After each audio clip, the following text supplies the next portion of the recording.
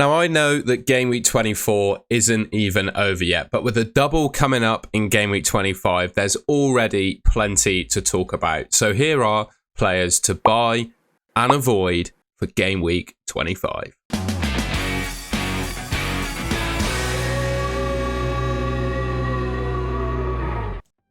Now, with any transfers that we make in the coming game weeks, I think it's really important just to bear in mind the upcoming fixtures. So most of us are probably well versed on what they are, so I'm not going to spend ages talking about them. Obviously, a double in 25 for Brentford, Man City, Luton and Liverpool. A blank in 26 for Luton and Liverpool, so they double in 25, blank in 26. That's obviously something we need to keep in mind when making our transfers. And then Tottenham and Chelsea also have a blank in Game Week 26. Recently, an extra double game week was announced in 28 for Luton and Liverpool. Luton have got Crystal Palace and Bournemouth. Bournemouth have got Sheffield United and Luton. And then 29 is a blank depending on the results of the FA Cup and how far teams get in that tournament. So far, confirmed fixtures for Brentford, Aston Villa, Burnley, West Ham and Tottenham. So those are the confirmed fixtures in 29. We also have a potential, well, definitely double game week in 34 and 37, depending on teams, depending on how far they get in the FA Cup, basically. Rearranged fixtures for 29 will be played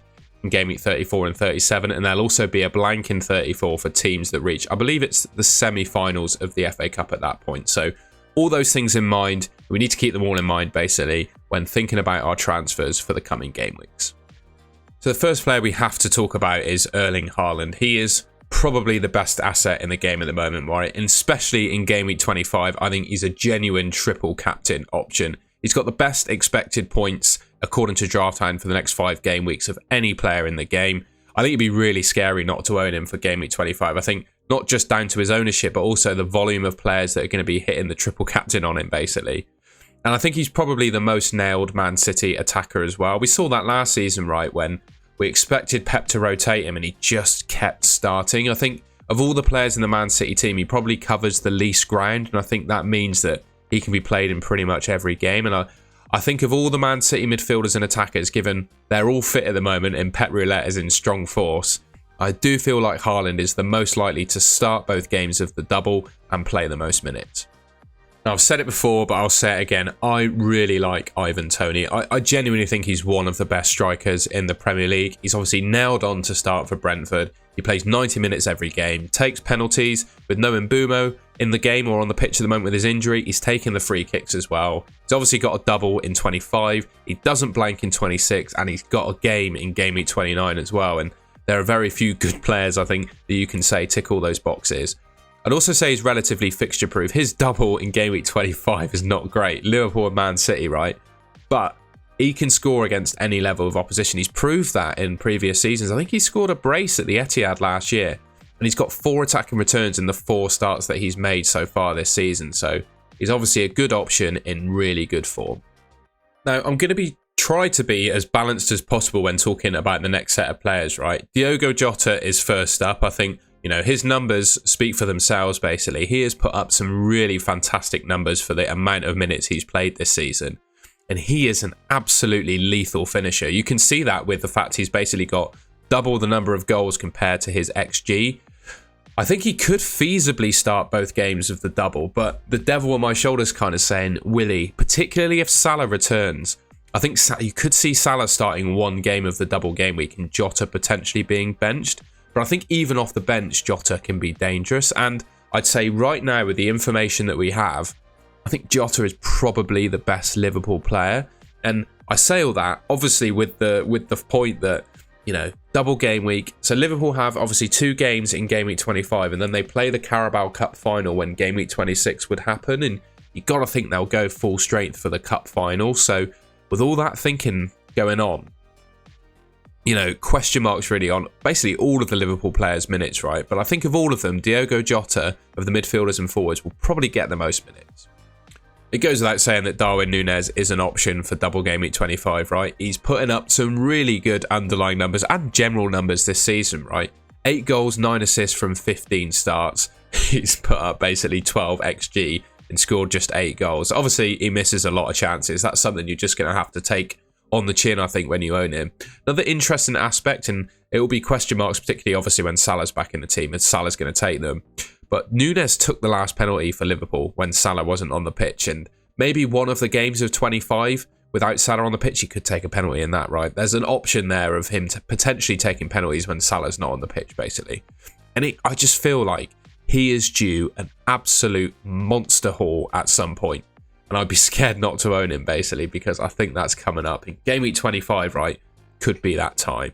He obviously, misses a lot of chances, and he has the same downside as Jota, right? There's going to be, at some point in game week 25, I believe, 5 fit players for those 3 Liverpool forward positions, right? They got Diaz, Darwin, Gakpo, Jota, and Salah. 5 players for 3 positions. So the minutes are going to be a little bit hard to predict and risky, but I do think Jota and Núñez are probably the 2 standout Liverpool attackers. The final player I wanted to talk about is Trent Alexander-Arnold. Now, we all know Liverpool have got a double in 25, right? I'm a little bit question marks around his fitness at the moment. He was subbed at half-time in game week 24. I'm sure news will come out across the game week ahead of 25 about his status, but I still think he's niggling with that injury that he had in previous weeks, right? And it makes me think that his minutes, particularly in game week 25, are going to be managed. I'd imagine he probably starts one game in 25, gets benched in the other, particularly with Connor Bradley in the wings, and then plays in the Carabao Cup final. That's the way I see it happening for him. So with all that in mind, is he a really good option? Because if he doesn't start a game, it obviously means, within reason, he's not going to get the clean sheet points, which is obviously a big drawback. Yeah, I don't know about Trent. I certainly say if I own him at the moment, I'd have some question marks as to whether I'd want to keep him, because I think his minutes are going to be limited in game week 25, and then he blanks in game week 26 as well. So it's definitely one to look out for. If he's completely cleared of all injuries, he's probably a hold. But if Klopp is saying, he's a bit of a doubt for the first game in 25 or whatever, I'd consider selling him because, limited minutes in 25 and he blanks in 26. And when you're paying 8.6 million for a defender, you probably want a more surety of starts and points. I feel like outside of Erling Haaland, Phil Foden is probably the best Man City, attacker for minutes and points. He's definitely, in my opinion, the best midfielder. Not necessarily for minutes. I think Rodri has him on minutes, but in terms of output and points, I do think Foden will probably be the leading Man City midfielder. He's got 8 returns in his last 7 games. I really do feel like Man City have hit that title winning stride now. Got good upcoming fixtures, and like I said, he's probably the best Man City mid in FPL right now, for minutes and expected points combined. Although, like with every Man City player, bar probably Haaland, even then he could get some rotation, right? I would expect Pep Roulette to hit in FPL in the coming weeks, right? They've got Champions League, they're still in the FA Cup, trying to win the title. All the players are fit in the team. Wouldn't be surprised to see Foden rotated in 25. But the way that he's been playing, all the positive words that Pep has been saying about him, and the returns that he's got, it suggests that he's probably the most nailed Man City midfielder outside of Rodri. Kyle Walker, now I'd say he's probably my favourite of the Man City defenders. Again, Pep Roulette's there though, isn't it? I mean, we saw Akanji start in his place against Everton, although when we could see the absence of Walker in that team, basically, I feel like they missed a covering player with the Everton through balls. They nearly did them a couple of times on the counter-attack, Everton. And we all can see the impact that Kyle Walker has on that Man City team, and obviously why Pep Guardiola loves him, and why he's probably the most nailed Man City defender. I'd also say this season, obviously he's not lighting the world up, he's got 2 assists, right? But he is looking a bit more attacking than previous seasons. I do feel like last season he passed the ball backwards quite a lot, but this season, I don't know if it's an instruction or just within himself, he does seem to be bombing forward quite a bit more, and we could see some attacking returns in, upcoming game weeks. I'd say of the Man City defenders, he's probably my favourite, but again, you'd ask questions around his minutes, right? And of course, Man City's ability to keep clean sheets. He started 21 games and only kept 5 clean sheets. I'd say the fact that he plays in 25, doubles in 25 and plays in 26, it makes him, I'd say, a slightly better option than the Liverpool defenders. But even then, I'd say, lack of clean sheets, lack of probably attacking output, and Pep Roulette in full swing, there's definitely some question marks around him. Now, although he probably won't play 90 or might not even start both games in game week 25, I think even if he doesn't start, he's still really good for points, is Kevin De Bruyne. He's clearly one of Man City's best and probably most important players. You can really see when they don't have him in the team, they drop off a lot from an attacking perspective. And in the games he's played so far, he's been great. 5 attacking returns from 3 starts. Absolutely fantastic. 0.66 expected returns per 90 isn't groundbreaking, but it's still pretty good. And what I would say, again, I wouldn't trust his minutes, but I'd trust his returns in the minutes that he'd get, if that makes sense. In particular, when you compare him to Mo Salah as well.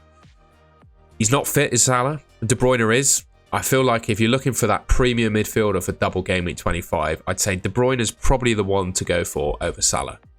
Just to finish off the list of players, one more that people might be looking at is Alfie Doughty, particularly with the fact that Luton now have a double in game week 28. He probably is a decent option, right? He's playing in a really attacking position, and he probably is Luton's best player so far this season. And credit where it's due, Luton aren't really having any real issue scoring goals this season. But in order to pick Alfie Doughty, you have to put some kind of faith in the Luton defence, right? He's kept 2 clean sheets in 19 games and conceded against Sheffield United at home. So all those things in mind, I don't know. You can pick him for the attacking returns, don't get me wrong, but he is massively overperforming his underlying numbers, as you can see, and Luton aren't very trustworthy defensively. So, you know, the angel on my shoulder saying, yes, he's a good option, he's doubles in 28, he's great going forwards. The other side, do you really trust the Luton defence? To finish off the video then, I thought I'd put together my top targets from the 4 teams with a double game week in 25, and then I've ranked them basically. The green ones are players that I'd absolutely recommend to buy, and the orange ones are all the ones that have a bit of doubt about them, basically. And I'm probably a bit pessimistic here, but I think on the whole, double game week 25 is a bit overrated. Liverpool, I'd say there are 2 players that I definitely want to buy, and that is Jota, Darwin Núñez. I don't think outside of them, there's really a massive amount of up. Probably Luis Diaz as well, but I don't think he's quite as good going forwards in terms of pure attacking returns as Jota and Darwin Núñez. Spoke about Trent.